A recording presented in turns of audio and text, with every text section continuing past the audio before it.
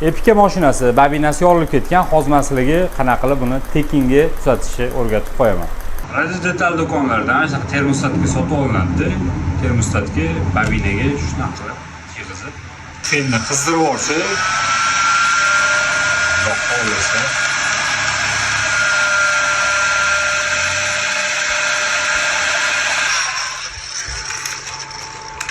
shu holatda mana bobinamizni yamab olamiz.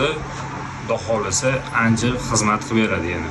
Oddiy bir termostatga yordamida 270 ming so'm, 300 ming so'm cho'nchagiligi foyda qilsanglar bo'ladi. Bu ko'p holatlarda ishlaydi. Ishlamaydigan joyi shu termostatga qilsanglar bir xilga mashinalarga bobinani joyiga qo'ya olmasligingiz mumkin. Ataki Epica, Cobalt, Spark mashinalariga bemalol qo'ysanglar bo'laveradi shunaqa qilib. Yorilgan bobinalar bo'lsa, sinab ko'rsanglar bo'ladi. Like, komment yozishingiz chiqasin. Joninglar sog' bo'lsin.